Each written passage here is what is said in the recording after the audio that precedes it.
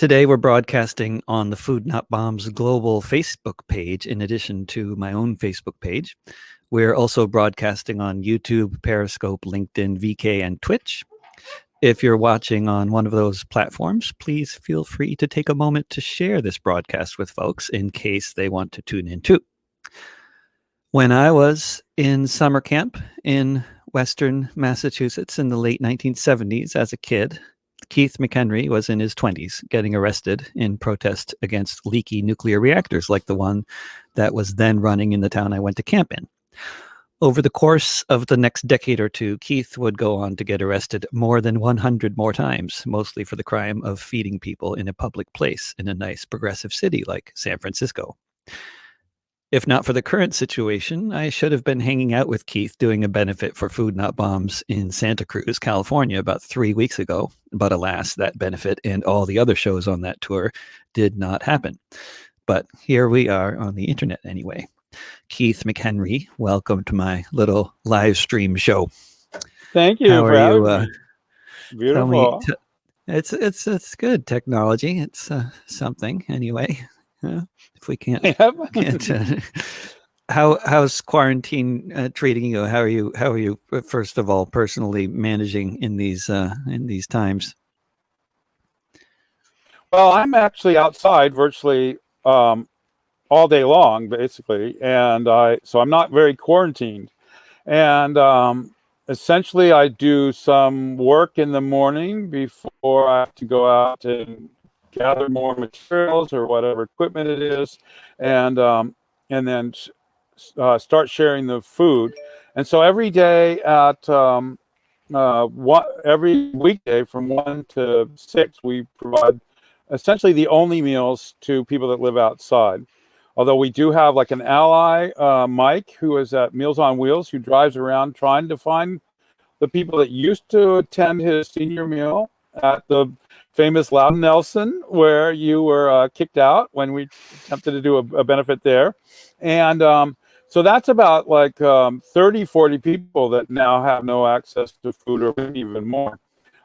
There is only a bag lunch at the Catholic charity, St. Francis, Monday through Friday, but people usually eat it before they even get to our meal. And every weekend we have, we're in the area of about 200 people coming for Saturday and Sunday meal. And our biggest issues have been being interfered with by the police, which is not surprising. Although it's kind of surprising that would happen during a pandemic like this.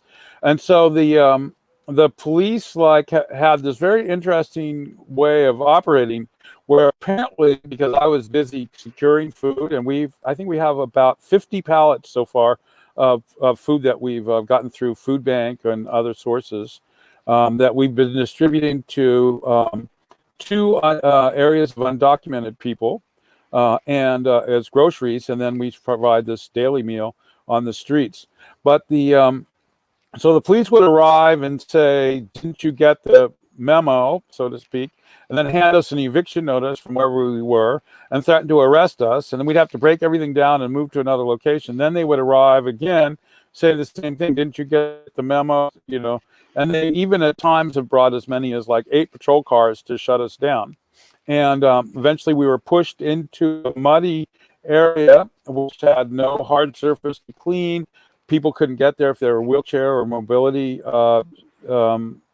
disadvantaged. No one could find us. There's an anti-homeless organization here called Take Back Santa Cruz, which published on their Facebook page they're going to steal our banner that was allowing people to know where we were. And sure enough, an hour later, they came and stole the banner. So that's been for much of this pandemic. But every single day, we have provided food to many, many people. And even when we're moving our location from place to place, we have people on bicycles that ride around telling everywhere where the new location is. And so that is completely insanity that they would do that. The other thing that we understand is that the people should be placed in hotels that live outside, and that would help everybody in the community. Even if you're the richest person and you're the city manager, it would be to your advantage to have every person living outside placed in a hotel. And there's been announcements by the Governor Newsom of California that there's $500 million to do just that. And he's continuing to try to pressure cities like Santa Cruz and counties like Santa Cruz to actually do this program, which he calls Project Room Key, to do just that. But our city refuses to place people in hotels. And early on, I had a meeting with the mayor and an ally of ours from the county who worked for the Homeless Persons Healthcare Project, Matt, and the mayor, Justin Cummings, and they wanted to, this is a day before they're going to evict us, and we're not clear that they're even going to, we haven't been told that we're going to be evicted from where we were, the town clock, which we had moved to for social distancing purposes on the 14th of March. And they tried to get Food Not Bombs to participate in luring homeless people into what they called triage centers, which were these cages placed all around downtown with one portable toilet and a hand washing station. It turned out there was no doctors involved, and basically the police would put you in these cages all around town, and they wanted our stamp of approval by moving our food to where they would start to force people into these camps. Camps, and the cages. Wait, cages that you can enter at will, or do they lock them? What do you describe? Well, this was actually unclear. There was a huge front page story in the local paper by Jessica York in the Sentinel, and it said that they would be held there for 72 hours. It didn't make it clear whether they'd come or go. They implied that there would be like medical attention, but that was, only by using the word triage, and that they and that they had no end game at the end of 72 hours. So the first 16 people they cleared in this massive police operation with a bunch of garbage trucks. They cleared 18 people out. Two of the people, officers in the Santa Cruz Homeless Union, Cooper and Russell, moved to another corner. They eventually were arrested and all their belongings taken. But that was a day later. And they placed these fences around the fence that was already blocking homeless people from access to the alcoves at the post office, and then ended up putting fences all around where we had moved to for social distancing purposes, evicted us from that. But we refused to cooperate with the mayor and said we would work with you if you announce that you're going to be placing people in hotels, as the CDC suggests and as the governor was saying. And but we would not lure people into these cages. So the first 16 people that were placed in one of these cages, and turned out they could come and go. The city only provided 2-liter bottles of water, no food. So we started feeding them, and then we were preparing that. We gave them breakfast, we gave them water, we gave them coffee, these kind of things. And then we were already working on lunch for the 16 when they announced that they took. And so in these cages, they put pieces of plywood on the pavement and put a little pup tent on top of that. And then you're supposed to be in this little pup tent. And there was only 2 people who I'm fairly certain are intelligence officers. A person by the name of Serge and another person by the name of I forget his name, but he definitely is an intelligence officer. It's on his LinkedIn page and everything. So those were the 2 people that Rafa. So they were sitting at the under Easy Up at the entrance to this what they call Lot 17, talking about how their 401ks were going down. The mayor was actually there, Justin Cummings, when I arrived with breakfast, but he disappeared so fast I didn't even get to talk to him. And so we were, I think we were on top of it, that we don't want to round up homeless people and place them in cages and then truck them off to wherever, which appeared to be what the triage centers were all about. And we could not get an honest comment from them. The people that were organizing that were the same people that actually Susie O'Hara, the city manager, and Martine Bernal, the city, her boss in the city manager's office, and Andy Mills, the chief of police, and Justin Cummings, the mayor, were all involved in evicting people from what was called Ross Camp a year ago in May. And they had testified in federal court that there would be enough hotel rooms and shelter beds for everybody, so that no one had to worry that it would be violating the Ninth Circuit Court of Appeals case, Martin v. Boise. And as we had testified, that was not true. And in fact, one of the named plaintiffs in the case was killed shortly after that by a fallen tree after she was evicted from this camp. And many of the people that lived in the camp were women who had already experienced rape and living out in the doorways and stuff.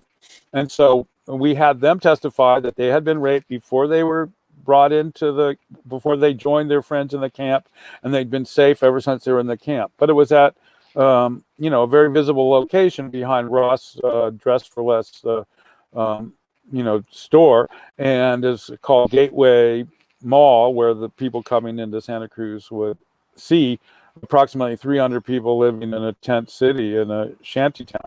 And we have figured out how to clean the whole area, get rid of the garbage, and we had this massive community support for meals every single day at this camp, and it was totally possible. In fact, the fire chief originally said that if we did our plan, it would be safe and meet fire codes and so on. But then he had to back out of that, pressured by city officials.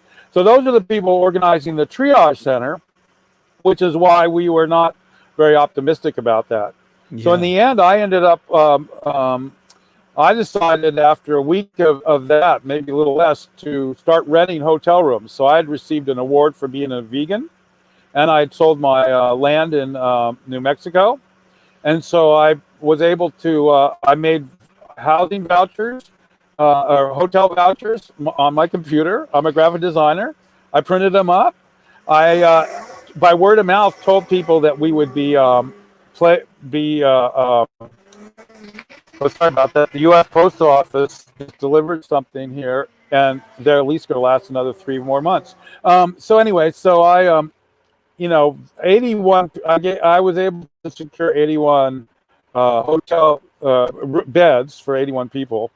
And and it was just from, I rented those rooms in the morning. I told people that came to eat at 6 o'clock I'd be giving away the hotel vouchers and getting people rooms. Over 100 people showed up. Our person that was spray painting our social distancing marks on the street was arrested in the middle of it before we could get the marks out. And then that's been used as propaganda by the city, claiming that I held an illegal rally and so on. The next night, I gave out 100 vouchers to 180 people. The social distancing was totally successful the next 3 nights. And so I did 180 people the second night, 180 the third night, 125 the fourth night. And part of the program was that on March 9th, when I first realized what was I was in Guatemala at the time on a retreat where I was working on my memoir, I emailed all the city officials and county officials and encouraged them to evacuate the Laurel Street shelter, where people lay on gym mats 6 inches apart. And I'd already known that people couldn't, get a good night's sleep because everybody was coughing. That's been the case for several years now. And my feeling was that if you can't do social distancing if it's night after night, that you're next to, you're with 60 other people in a room all laying next to each other. And they're trying to claim that somehow the fact that a person is roughly 6 feet tall, and their feet are touching, because that's what everybody's feet touches in these rows. But the guy to your left and right, and you could be a woman and the person to your right is a man, and you don't necessarily even know them, and they might be sick. So subsequently, we have discovered that some of the people have claimed that they have pneumonia, but they haven't been tested for COVID-19. And so we've been very, very concerned that was the case. But the Salvation Army, which runs that program, and the city and the county refused to pay for additional hotel rooms beyond the ones I was paying for. I was trying to reduce the population by half in there, clandestinely with employees that worked at Salvation Army that were freaking out and had approached me to see if I could get people out of there.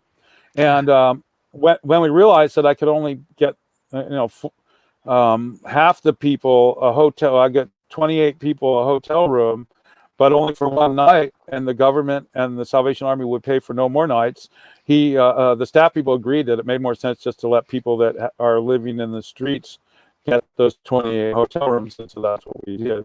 So we are waiting to find out how many of the people in these shelters have COVID-19, and they've actually packed more people into more shelters. And so far, they're claiming that they have almost acquired 88 hotel rooms or somewhere, but they don't have only 27 people in them right now.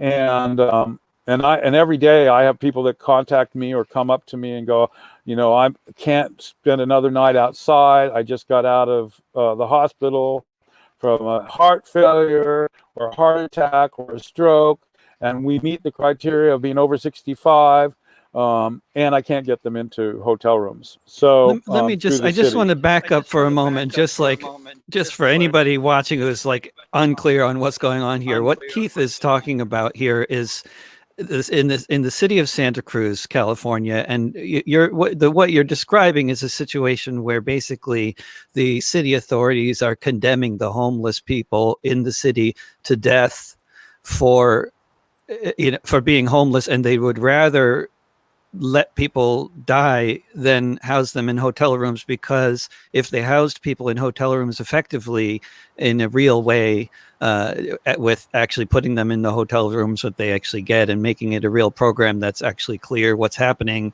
then this would presumably be something that they can't handle, because it would set a precedent that people who have nowhere to live need a place to live, and then maybe the city would get to see what it could be like if people who are not living anywhere actually have a hotel room, and what the city, and then the real estate developers would presumably be freaking out because maybe their profits ultimately could be affected if people start looking at housing as a human right, which clearly it isn't, right? It's a privilege, and they want to make sure that it's not considered to be a human right, because if it were, then California's economy, which is based on largely the exploitation of people who desperately need housing and are paying far more than they can afford for it, would start imploding, basically, because it's not an economy based on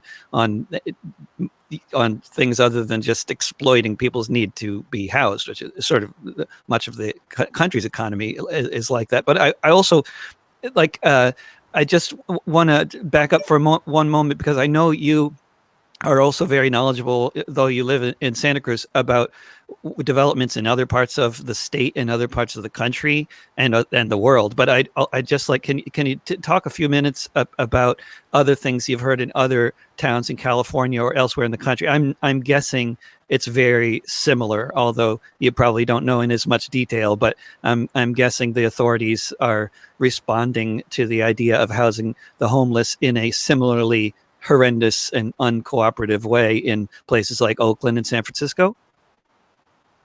Yeah. Sadly, there's a lot of announcements by the governor about everybody having, getting these hotel rooms, and that's really unfortunate, because it's almost like so homeless people, of course, hear this and they want to know where the housing is. And we find that in Sacramento, for instance, eventually the mayor of Sacramento, Darrell Steinberg, who is the governor's director of the homeless task force, had to concede that the Union of the Homeless in Sacramento was actually the only people providing hand washing stations and so on, and that they wanted to find out how the union was able to do that. And then we've been there. The CDC says that sweeps of homeless camps should never happen, and they are happening all over the state. They seem to have slowed down in Santa Cruz, mainly because they've broken up most of the camps. And Matt from Homeless People's Healthcare Project has been handing out tents and sleeping bags and telling people just to go to uninhabited areas of the city and just set up a camp. And so he's not supposed to be doing that, but he is doing that. And I'm sure he's fine that people know that that's the case, because he is like also desperate to try to solve this crisis. And Will was corresponding with me from DC Food Not Bombs. They had to do a massive letter writing campaign to get the city to respond at all to the crisis.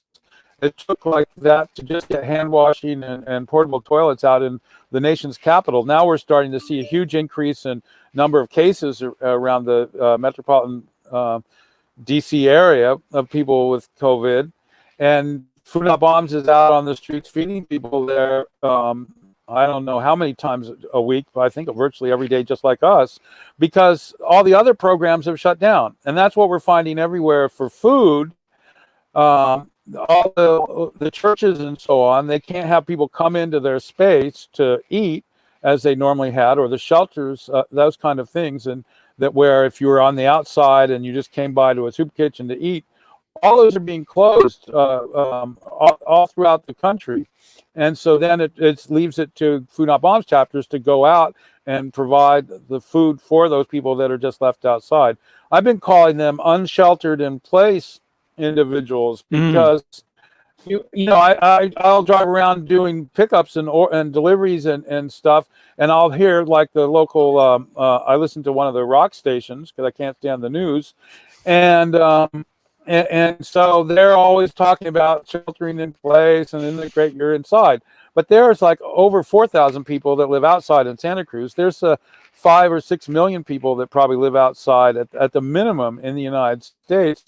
Of which in the state of California right now, there's even from the point in time count statistics, which are a huge undercount, there's over 150,000 people living outside in the state of California that can't shelter in place, who are in daily, and the police have virtually nothing to do but harass people living outside. So they're doing sweeps, which the CDC says is a horrible way to deal with this, because it just spreads the virus amongst the people living there.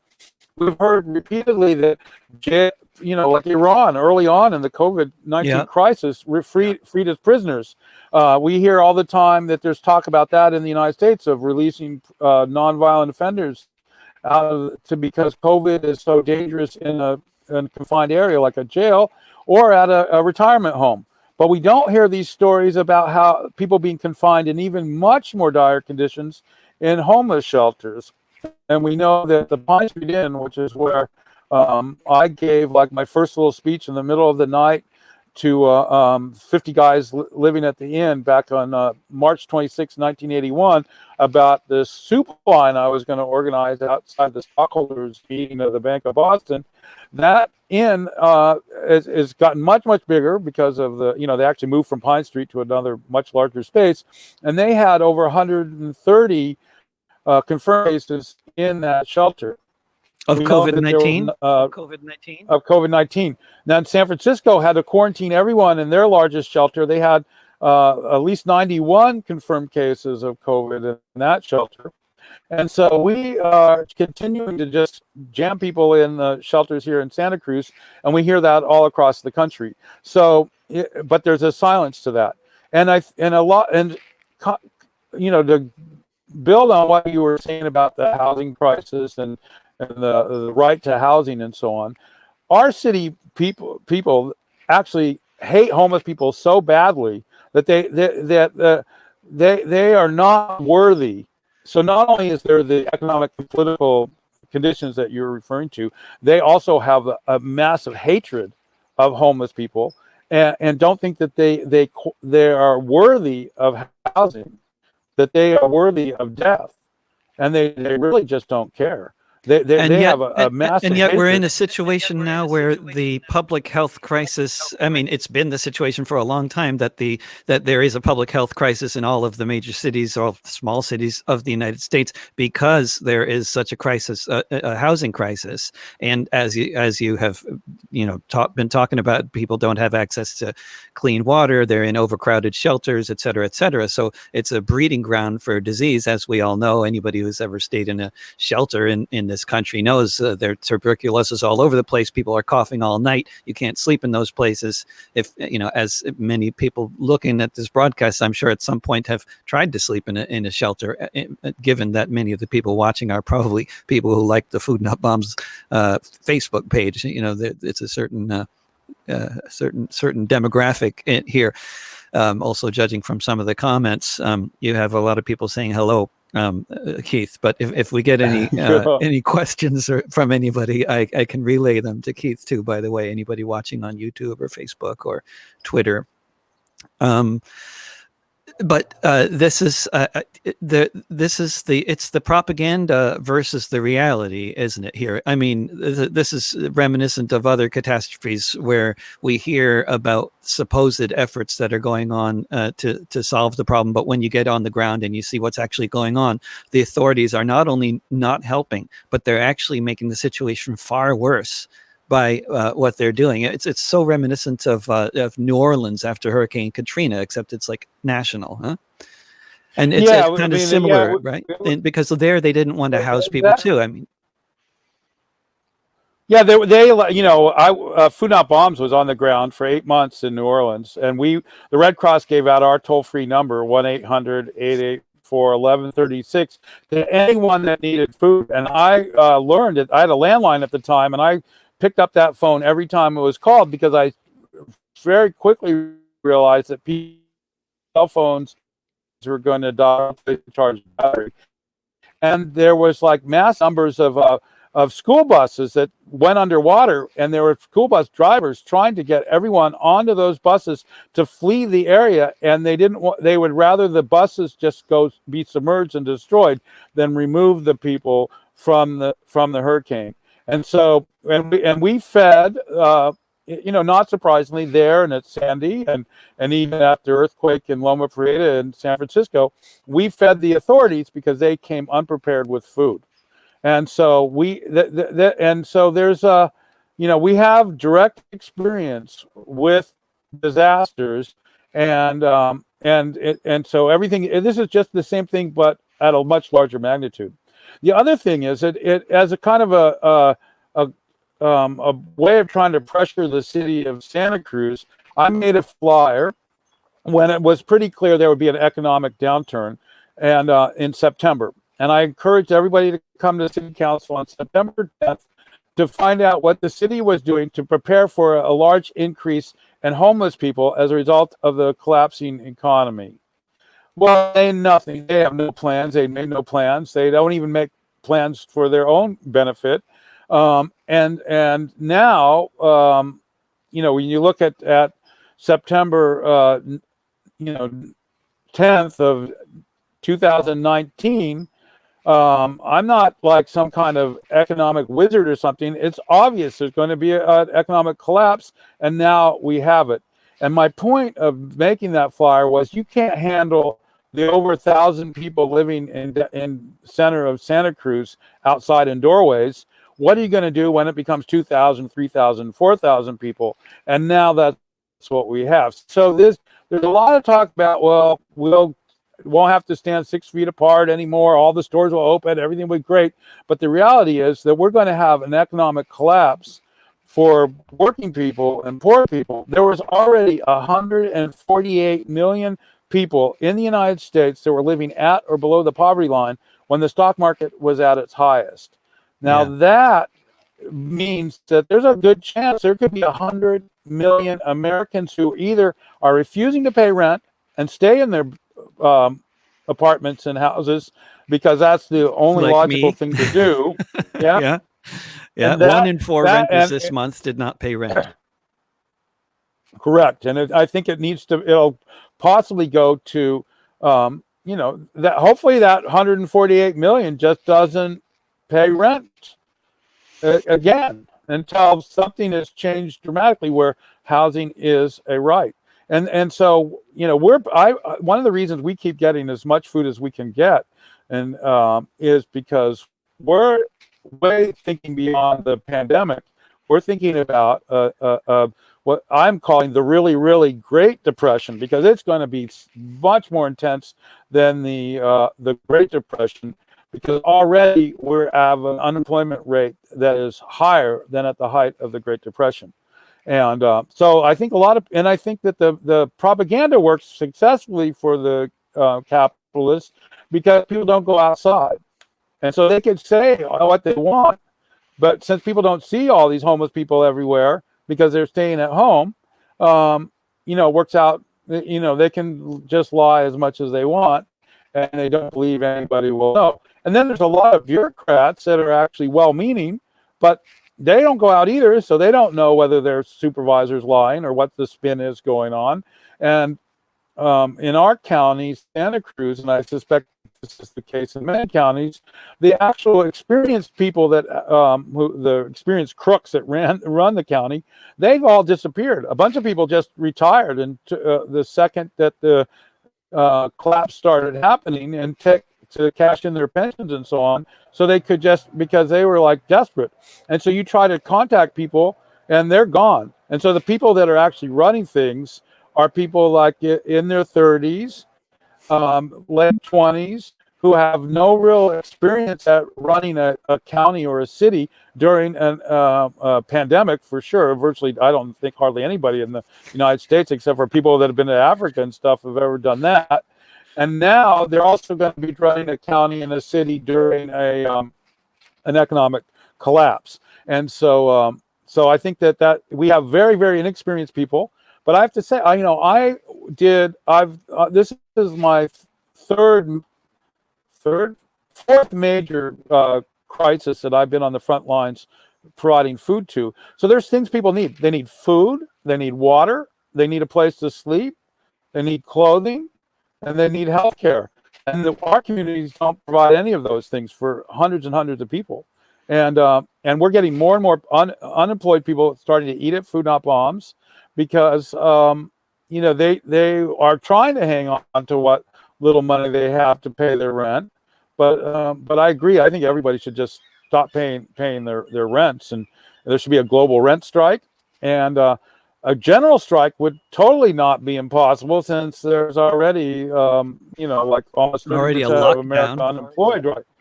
And that's another scam that's going on, is calling furloughs instead of layoffs. You know, that's a way of getting away from having to pay unemployment insurance and so on. And there's been in California, I believe, just like here in Oregon, there has been a suspension on evictions until the end of June, I believe, like a 3-month suspension on evictions. So all the people not paying the rent are basically like, or people talking about a rent strike, which is, people are talking about it all over the place. But it's sort of like, I've been calling it sort of a practice rent strike, because as long as there's a suspension on evictions, it's sort of a rehearsal for a rent strike. But at the end of June, I wonder what's going to happen if it does, if it's true, as it seems to be certainly the case, that the economy will be really further collapsing, regardless of these efforts at government bailouts and stuff. And I certainly have gotten, you know, my few $1,000s in the bank, which certainly is helpful, and I'm sure a lot of other people got that as well. But the amount of money they're sending compared to the amount of money people are losing, and of course, so many people who are housed are living in a situation where they're spending 70, 80, 90% of their income on their rent or their mortgage in some cases. So now there's going to be a massive wave of foreclosures and of people unable to pay their rent. And presumably, if they do lift the suspension on evictions, then there will be a lot of evictions. And that's going to be, I mean, it's hard to imagine you know, what that might look like, but at the same time, it's also hard to imagine that the developer, real estate developer, investment banking elite that runs California, Oregon, Washington, and New York, and most of the rest of the country, these people, I mean, what they would need to do to actually solve the crisis is something they could easily do by passing rent control legislation, like most you know, civilized countries have. which we don't have, but in terms of actual functional rent control, that actually works, but if they pass that and had and where rent was actually pegged to your income, the way it is in many countries that are not ruled by a clique of capitalists for whom profit is much more important than the public health or anything else. But they could solve the problem, but are they going to do it? I would say, if you had asked me a couple months ago, I'd say no, of course they're not going to do it. They're incapable of doing anything useful, and they're just going to keep on doing the wrong thing until they eventually get violently overthrown by massive, all the cities being burned down, by people who no longer care about the society that they've been excluded from for generations. But at the same time, now we're seeing that the capitalists are actually capable of shutting down their own economies. For at least in some people's eyes, in many people's eyes who are doing this, they're doing it for the public welfare, for the public health. Although the sort of more cynical among us, you don't have to be very cynical to realize that this COVID-19 affects rich people as well as poor people. So, maybe they're mainly concerned about the 1 or 2% of the rich, of the elite who might die if in an uncontrolled pandemic. But in terms of actually really dealing with this in an effective way, like say the way that they have been dealing with it in some countries, whereas in China, with all the problems they have in China with poverty, transient workers, people basically living in overcrowded and terrible conditions in many parts of the country, they actually housed everybody during this pandemic. Not that they, not that they're solving the problems of the extremes in Chinese society, but temporarily they managed to actually quarantine everybody individually, housed.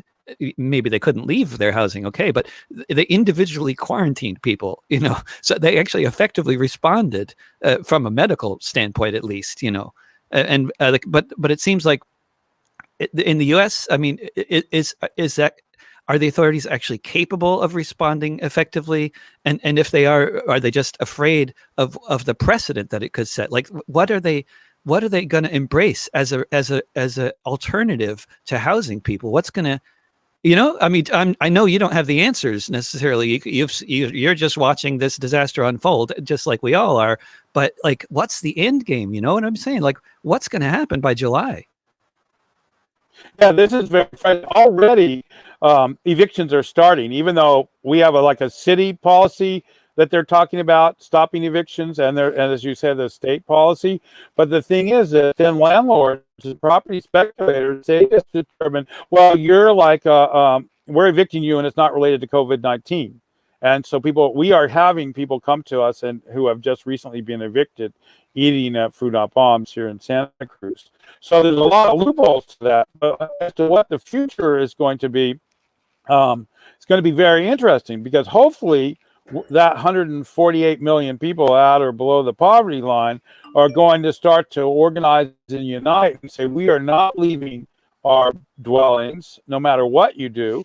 Hopefully there's definitely an effort I have to be very kind to the rank and file cops to try to convince them that, look, you need to be switching over to our side, not like the property speculators side.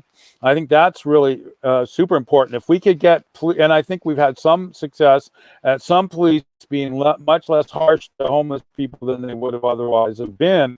And so I think so that's going to be this interesting dynamic. Part of it, I think, is when police officers and sheriff department, other law enforcement officers' families are affected and are moving to the streets and they're seeing this firsthand, that they're going to have a personal epiphany. And I've seen this before in San Francisco. The only reason that they stopped beating us and arresting us for feeding the hungry in San Francisco is there became an unofficial strike by the rank and file of the police department, which refused to arrest us. And so on January or June 25th of 1995, the police captured me and took me to police headquarters, bunch of rank and file people. And they had this huge, about 50 cops or so begged me to ask the Food Not Bombs people to stop yelling at them when they took our food and beat us to the ground and so on. And I said, look, we understand. It's your. They kept saying, we don't want to do it. Our bosses make us do it. And I said, yeah, that's right. We're in solidarity. It's the mayor, it's the property speculators, it's the bankers, it's the chief of police and his allies that are causing you to go out as workers to attack other workers on the street for just trying to handle the crisis that capitalism, even in 1995, was not able to handle. So there is a bit of hope and that's a strategy that radicals. It's horrible when you live on the streets and the cops wake you up all night, every night, and throw you out into the rain and into the snow to be compassionate to cops. But there's got to be, in the end, they are actually closer to us economically, and their families certainly are, than they are to the people that are ordering them to be so brutal and have the police state. So I think that we're at a transition point where there could be huge social unrest, and I would suspect it could be like, when King was assassinated, I was at the riot in Philadelphia, and it was hardcore. Tanks on the streets, young soldiers brought in from Vietnam who are just as frightened on the streets of Philadelphia as they probably were in Vietnam. It was a frightening situation. I think 136 cities burned. It would not be impossible to see that could be the direction things go. But from my perspective, it would be a lot better if that was not the way things went, and people actually just stayed in their houses, that refused to move to the streets. We in Santa Cruz, directly across the street from where we were sharing food until the police evicted us, there is a brand new luxury apartment building with 270 units in it. It sits there empty every day. Every day. They're planning, and on top of that, they're planning 2 or 3 other similar projects like that, where like all these people just are like live outside in tents beneath luxury apartment buildings that sit vacant. When I was in Health Kitchen for the National Union of the Homeless meeting, all these skyscraper luxury condominiums where the signs were peeling off because they had been built long enough ago and nothing rented, nothing sold, and they're tent cities at the base of every one of these luxury condominium projects. There are already thousands and thousands of vacant units. There's apparently in the Bay Area 100,000 vacant units, and there's supposedly only 50,000 homeless people, and yet they're jamming them into shelters where they can die instead of telling these property speculators. Secretary of Treasury Mnuchin and Secretary of Commerce Wilbur Ross are featured very dramatically in the book Home Wreckers. And in that, they show exactly how the Obama administration was offered this choice of used in the Great Depression under FDR to provide funding to people that had mortgages, and that money would have been passed on to the banks, saving both the housing for people that lived in it and the banks. But the Obama administration just laughed at that and allowed the what they call the TARP, which I think is a very interesting name, since what happened was 5 million people moved into TARPs on the streets of America as a direct result of the TARP bailout. And what does TARP stand for again?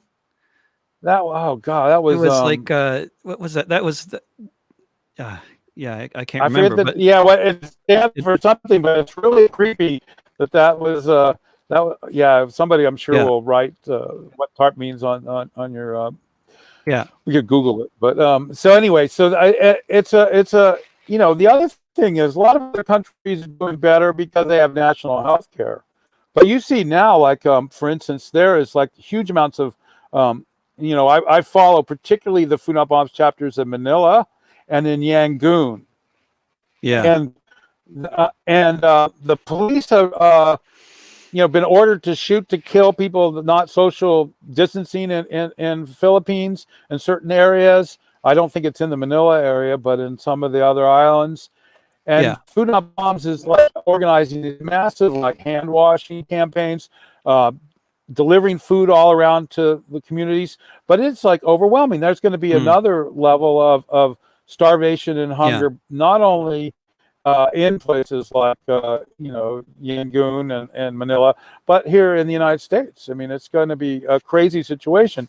Like, every single, about 3 days ago, this African American man in his 40s, who was clearly newly homeless, because you could tell by the way he was dressed. He wanted to know where there was a shelter or some place to go. And I said I would not go to a shelter because you could potentially contract COVID-19. And unfortunately, we've given out all our tents and all our blankets, but you're sadly going to have to find a place to live outside. There's just no the shelters are already full and they're dangerous. So, he started to cry. It was heartbreaking. Yeah. And when I gave out the last of the hotel vouchers, I mean, it was just to tell the next 30 people in line that I had no more hotel rooms for people. And I have the hospital calling me, trying to get people into hotel rooms. I had 911 dispatch calling me, trying to find out how I could get people into hotel rooms. And I get calls from homeless people every day, wondering if I could get them into a hotel room, plus people coming to eat with us every day, looking for tents and sleeping bags. I mean, it's astounding how desperate people are.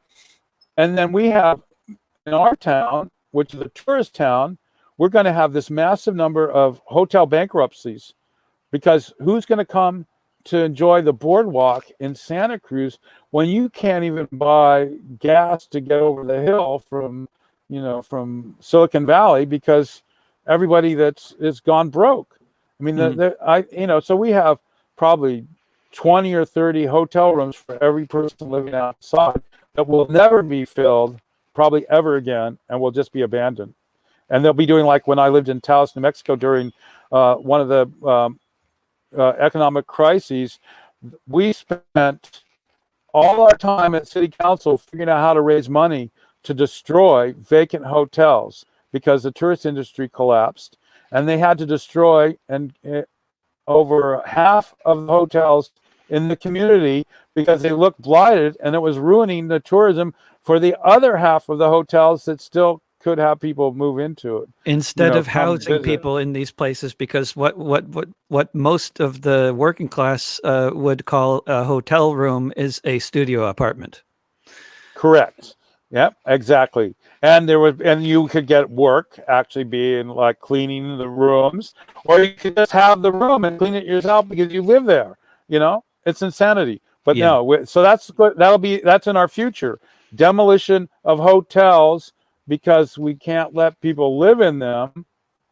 Or but an alternative future, as you say, an alternative. Sorry to beat you to the punchline there, but an alternative would be actually squatting the hotels. Correct. And I think that squatting is already starting. We actually plans to squat in Santa Cruz. We're like gauging the political climate. So right now we're pressing. On this Friday we have a protest, which happens in many cities in California, called "Shame on You, Santa Cruz." Hotels, not hospitals. And then the governor, even though he's saying all this stuff about how they're sending 12 trailers to some town or something, we're finally pressuring him enough that he's now spoken out against cities like Santa Cruz for refusing to cooperate with which is his project Room Key, which has evolved from everyone getting a room to now at least instead of everybody that lives outside getting a room, which would be the most logical thing to do, to at least elderly people at danger, which is not happening even in Santa Cruz. So it's there. This war on poor people is massive. But I think that what is not being calculated again is the fact that the law enforcement community that has to put down whatever kind of occupation and squatting movement occurs, their families are going to have to squat too. Yeah, So, that's you the know, thing, maybe right? I mean, not. because of course, what prevents So we're in people this. from squatting is the likelihood of being arrested very soon afterwards, right? So it's the Correct. question of the sort of like Tunisia, Egypt kind of scenario where not just Tunisia and Egypt, but to take some recent examples in history where the police actually abandon their posts and join the protesters, or at least disappear. Yeah, and I think that I'm really hoping. I would not be surprised if that doesn't become a worldwide phenomenon. Yeah. That you know, that, and it's, so we are at this great. Well, in one of my chapters I recently wrote in my memoir, as called "The Great Turning," because when we hear this from many people, you know, Naomi Klein has talked about this, and so on. That we're at this point where socialized medicine is actually the capitalists are even talking about doing Yeah. it, because it's clear that the system is completely failed. Yeah. And so many Americans, I think, and people all over the world are realizing that the capitalist system is kind of a house of cards, an illusion. Because how Increasingly, can it's you just becoming very clear, right? Because public yeah. health is dependent on everybody having housing, running water, food, and the global society exists, and it's dependent on everybody having housing, food, healthcare, and clean running water. And working together as a community to make sure our communities are safe.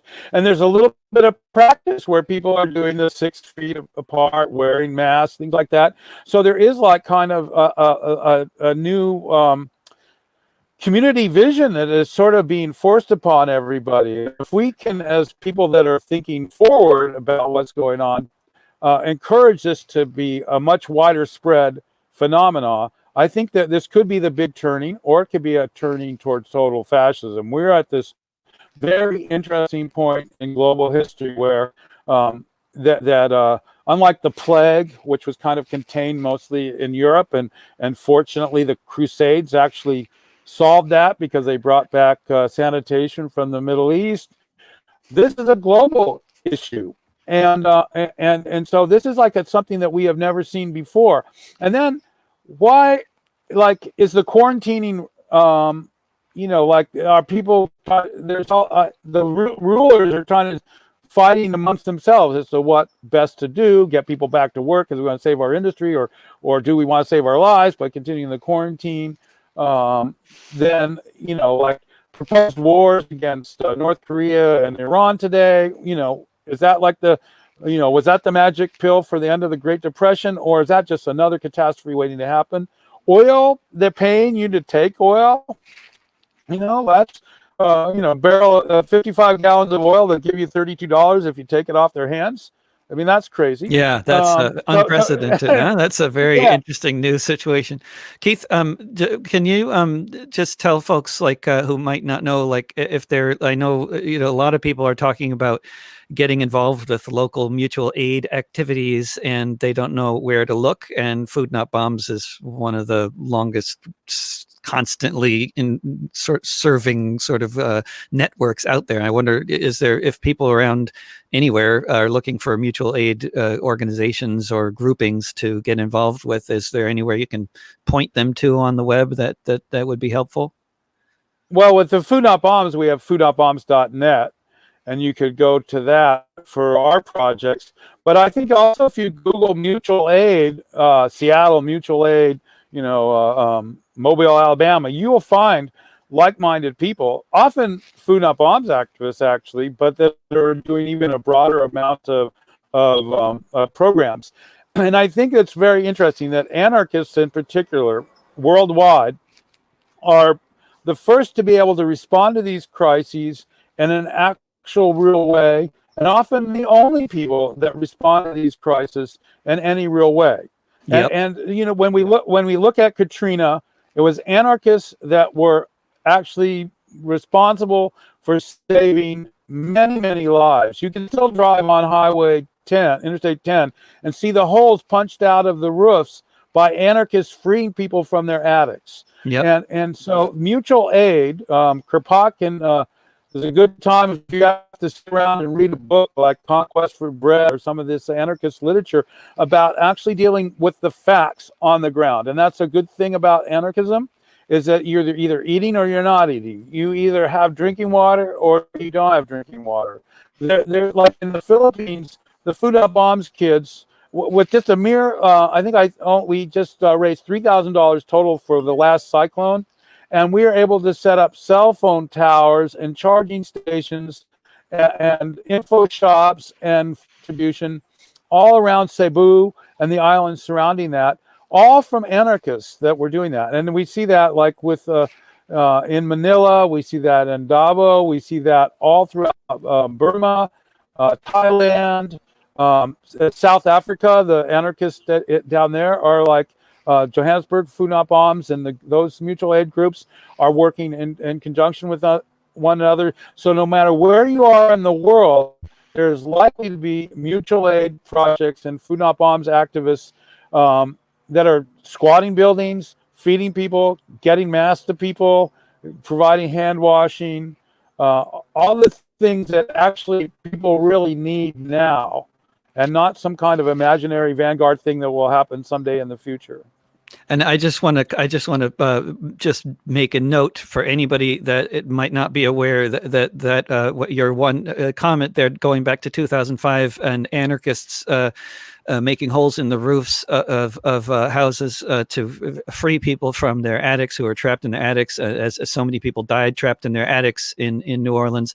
And in some cases, those people who were freeing people from their houses had to get past police and National Guard checkpoints where they were trying to prevent people from going into those neighborhoods to help people. Isn't that true? Or did you witness that? So what? Oh, yeah. So I received a phone call from Dan from Hartford Food Not Bombs saying that the military wanted a letter of permission to get into New Orleans.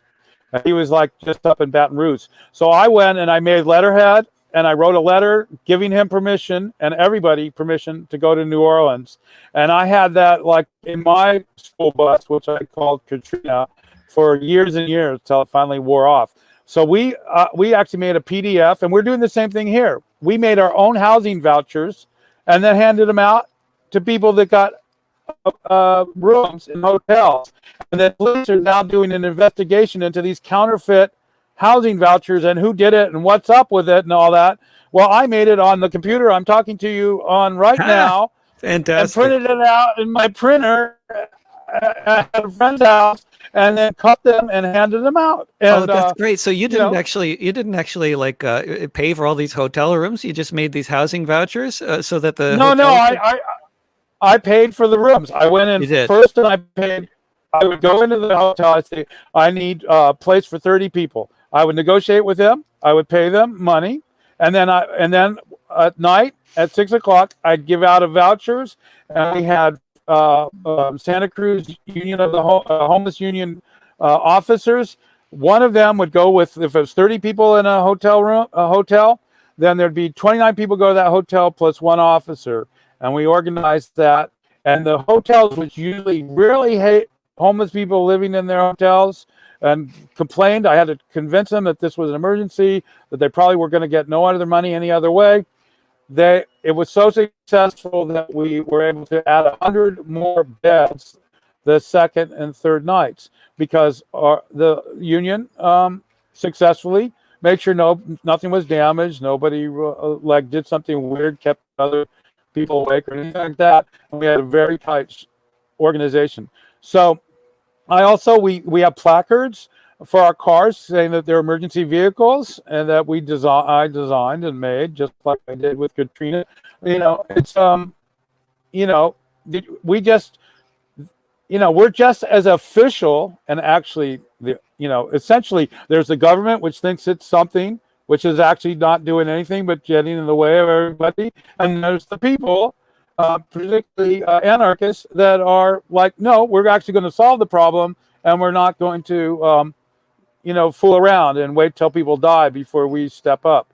And so, and that is everywhere in the world. Yeah, and if people out there want to donate money to help offset the cost of those hotel rooms and that sort of thing, can people donate at foodnotbombs.net? And it is Yeah, a 501c3, I believe, too. correct. Yeah, they can Yeah. go to foodnotbombs.net. It's a donation link on the top. Also, we have a COVID-19 link, and it shows like our social distancing. It shows what we do in Food Not Bombs chapters all over the world to do safely provide food to people and other materials without spreading the virus or anything like that. So foodnotbombs.net. That's how you can reach me. I'm happy. I've been fielding calls all morning long before this interview from people seeking food in places like Washington, D.C., Columbus, Ohio, and so on. So I'm able to hook you up with local Food Not Bombs chapters or other anarchist collectives and mutual aid organizations in cities all over the world. And this network just keeps happening, foodnotbombs.net.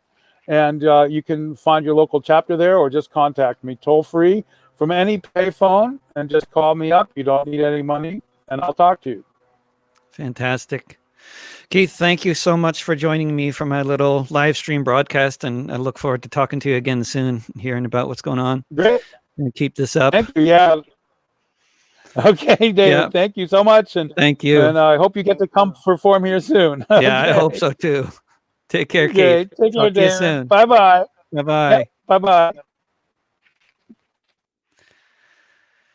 And thank you, everyone, for tuning in to today's discussion. You'll find all these discussions in a Discussions with David playlist on my YouTube channel at youtube.com/drovics. They all also go out in podcast form, which you can find on any podcasting platform if you search for This Week with David Rovics. And you can also find it all at davidrovics.com. Tomorrow's show will depart from the usual time in order to work a little better for Australia, which is where tomorrow's guest will be speaking from, Paula De Angelis, anarchist, historian, and collaborator with me on the Song News Network, which we will talk about tomorrow, along with anarchism and history and possibly other subjects. Bye for now. Don't pay the rent.